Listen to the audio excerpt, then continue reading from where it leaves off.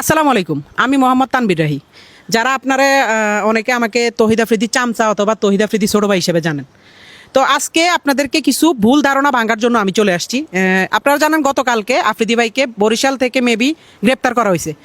তো আমি গতকালকে না লাস্ট কয়েকদিন যাবত একটা জিনিস শুধু দেখতেছি যে আফ্রিদি ভাইয়ের জন্য যখন ইয়া জারি হয়েছে যে ওনাকে 28 ঘন্টার ভিতরে গ্রেপ্তার করতে হবে বা 48 ঘন্টার ভিতরে গ্রেপ্তার করতে হবে, সব কিছুর মধ্যে শুধু আপনারা আমাকে ঢুকাই দিতেছেন ওনার সাথে। তো আমার কথা হচ্ছে আজকে আপনাদের এই সব ভুল ধারণা আমি ভেঙে দিব। আমার সাথে আফ্রিদি ভাইয়ের সাথে লাস্ট জুলাই আন্দোলনের 1 মাস থেকে 2 মাস আগ থেকেই ওনার সাথে আমার সাথে পুরোপুরি সম্পর্কটা এক ধরনের শেষ হয়ে গেছে। তো সম্পর্ক শেষ হওয়ার পরে আমার সাথে ওনার সাথে ওরকম কোনো যোগাযোগ নেই। শুধু যোগাযোগ ওনার সাথে আমার সাথে জুলাই আন্দোলনের পরে উনি যখন বাংলাদেশে আসছে তখন 2বার ওনার সাথে যোগাযোগ হয়েছে। একবার হচ্ছে ওনার অফিসে গেছিলাম, হ্যাঁ উনি আমাকে ডেকে নিছে। আচ্ছা ওইটা আপনারা ইনশাল্লাহ ওইটার সম্পর্ক আপনারা জানতে পারবেন। এই ছাড়া আরেকবার দেখা হয়েছে ওনার জন্মদিনের দিন, এই ছাড়া আর ওনার সাথে আমার কোনো ধরনের যোগাযোগ নেই, কোনো ধরনের দেখা সাক্ষাৎ নেই। কিন্তু আজকে আমি নিউজ ফিডে ঢুকতে পারতেছি না, আমার পরিবারের উপরে চাপ আসতেছে, আমার উপরে বিভিন্ন ধরনের চাপ আসতেছে যে আমি নাকি তহিদ আফ্রিদিকে ধরাই দিছি পুলিশের কাছে এবং উনি নাকি নোয়াখালীতে আমার বাড়িতে গেছে। ভাই আমি নিজে তো জানি না আমার বাড়িতে উনি গেছে। আর এটা যদি আপনারা প্রমাণ করতে পারেন যে উনি আমার নোয়াখালীতে আমার বাড়িতে গেছে বা আমি ওনাকে ধরাই দিছি, তাহলে আপনারা যেই শাস্তি দিবেন আমি ওই শাস্তি মাথা পেতে নিব। আর আরেকটা ছোট্ট বিষয় হচ্ছে আমার বলতেই হবে, আমাদের তহিদ আফ্রিদি টিম মেম্বারে তো আমি একা ছিলাম না। আপনারা সবাই আমাকে নিয়ে পড়ে আছেন কেন ভাই? আমাদের টিম মেম্বারে তো আমি একা ছিলাম না, আরও 10-15 জন আছে, তাদের নিয়ে কথা বলেন না কেন? সারাক্ষণ আমার নিয়ে পড়ে আছেন কেন? আমি তো এটা বুঝতেছি না। আর আপনারা যারা আমার বলতেছেন যে আমি তারা ধরাই দিছি, ভাই ওনার আব্বারে মেবি ধরছে রবিবারে। তো প্রথম থেকে আমি আজকে ওনাকে ধরা পর্যন্ত আজকে প্রায় মেবি 1 সপ্তাহ হয়েছে। এই 1 সপ্তাহ আমি সিআইডির আন্ডারে ছিলাম। আমার মোবাইল, আমি নিজে কোথায় যাই, কখন কি করি না করি, সব কিছু আমার সিআইডির আন্ডারে। ইভেন আমি সবচেয়ে বেশি ফেস করতে হয়েছে, এগুলো তো আমার যেমন কি হয়েছে আমি তো আপনাদেরকে বলি। ওনার আব্বারা যেদিন ধরে নিছে ওই দিন সকাল 12টা কি 1টার দিকে আমাকে বসুন্ধরা থেকে সিআইডি অফিসাররা ধরে।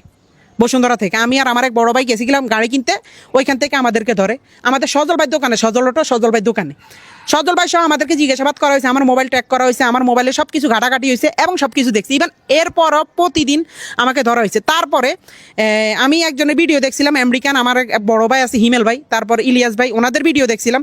ওনারা ওইটার মধ্যে যখন আমারে জড়ানো শুরু করছে তখন আমি দেখলাম যে ভাই আমি ওনার সাথে সংযুক্ত না বা ওনার সাথে আমার যোগাযোগ না। ওনার বিয়েতে পর্যন্ত আপনারা আমার দেখেন নাই, লাস্ট ওনার বিয়েতে পর্যন্ত আমরা দেখেন। হ্যাঁ উনি আমার ভাই, উনি আছে, উনি ওনার মতো আমরা আমার মতো, উনি ওনাদের মতো কাজ করছে, আমরা আমাদের মতো কাজ করতেছি। ওনার সাথে আমার প্রায় 1 থেকে 1 বছর 2-3 মাসের মতো ওনার সাথে কোনো ধরনের যোগাযোগ নেই। ওনার সাথে সিআইডি অফিসাররা তো সব জানে বা স্যাররা তো আমার অল টাইম তদন্তের মধ্যে রাখছে, ওনারা তো দেখছে।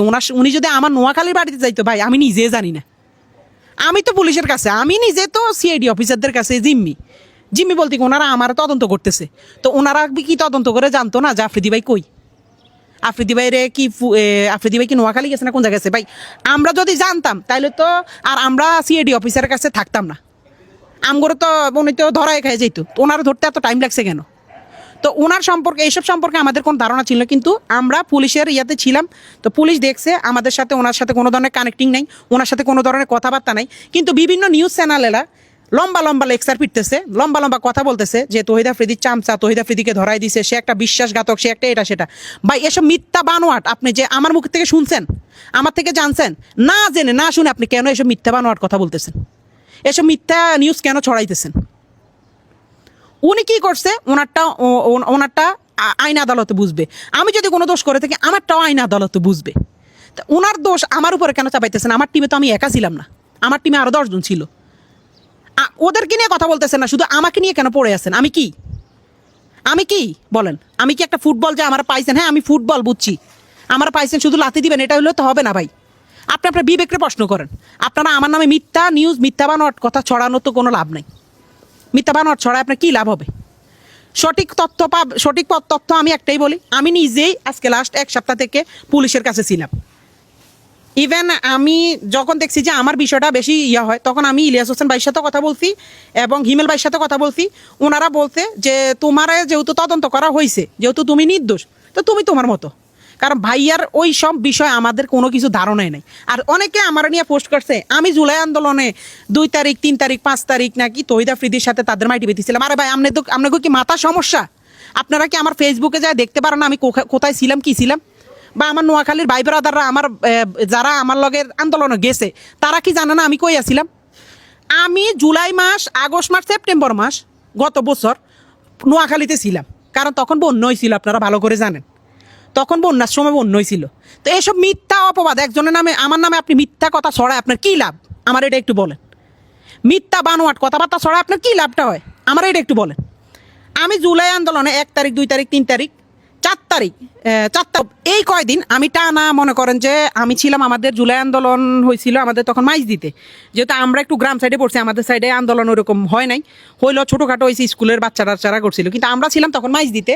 এবং এটা সাক্ষী আছে একজন কন্টেন্ট ক্রিয়েটর আছে রাইসুল ইসলাম আমাদের নোয়াখালীরই, তারপর আমার কিছু ছোটো ভাই আছে যেমন মাকতুম সহ, ওদের বিভিন্ন ধরনের আমাদের বিভিন্ন গ্রুপ আছে নোয়াখালীর, ওরা সহ আমরা মাইজ দিতে প্রায় আমার বাড়ি থেকে 60 কিলোমিটার 50 থেকে 40-50 কিলোমিটার দূর হয়েছে মাইজদি। আমরা মাইজ দিতে যে আন্দোলন করছি, হাজার হাজার ফুটেজ, হাজার হাজার ভিডিও আছে। কিন্তু আপনারা ছড়াইতেছেন আমি নাকি 2 তারিখ 3 তারিখ আফ্রিদি ভাইয়ের সাথে ওনার মাই টিভিতে ছিলাম, হ্যাঁ ওনার সাথে আমি বসেই করছি। ভাই মিথ্যা কথা কেন ছড়ান? হোয়াই মিথ্যা কথা কেন ছড়ান ভাই? মিথ্যা বাদ দিয়ে সত্যিতে আসেন, সত্যিতে আসেন, আপনারা যাচাই বাছাই করেন, আমার তো সমস্যা নেই। আমার তো আজকে 7 দিন তো যাচাই বাছাই করছে পুলিশে, সিআইডিএ, তারপর বিভিন্ন ধরনের বিভিন্ন মানে সাংবাদিকরা, জার্নালিস্টরা, যেমন এই যে আমেরিকা থেকে আমার প্রচুর পরিমাণে চাপ দিছে এই যে হিমেল ভাই, তারপর ইলিয়াস ভাই, ওনারা অনেক তথ্য জানছে আমার কাছ থেকে। কি তথ্য জানছে? যে আমরা কি আসলে কি করছি না করছি আমরা বলতে বাধ্য হয়েছি, কারণ ভাই আমার কারণে তো আমার ফ্যামিলির উপর চাপ পাইতেছে, আমার উপর বিনা কারণে চাপ পাইতেছে, বিনা দোষে, বা আমি বিনা দোষে দোষী হইতেছি।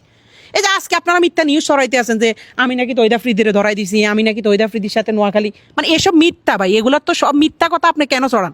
আপনি দেখছেন? আমার কথা হচ্ছে আপনি যদি দেখেন, প্রমাণ করতে পারেন, আপনি যে শাস্তি দিবেন আমি ওই শাস্তি মারামাতে নিব, যদি এই কথা উল্টাপাল্টা মিথ্যা কথা আপনারা করতে পারেন। এসব মিথ্যা বানোয়াট কথা বাদ দিয়ে দয়া করে মানুষটি বিভ্রান্তির মধ্যে ফেলবেন না, আমার কারণে যেন আমার ফ্যামিলির ক্ষতি না হয়। মিথ্যা এসব বানোয়াট আমার নামে, একজন নাম মিথ্যা বানোয়াট ছড়ায়েন না ভাই। এই দিন না আরও দিন আছে ভাই, এসব মিথ্যা বানোয়াট কইরেন না, আল্লাহ ছাড় দেয় ছাড়ি দেয় না।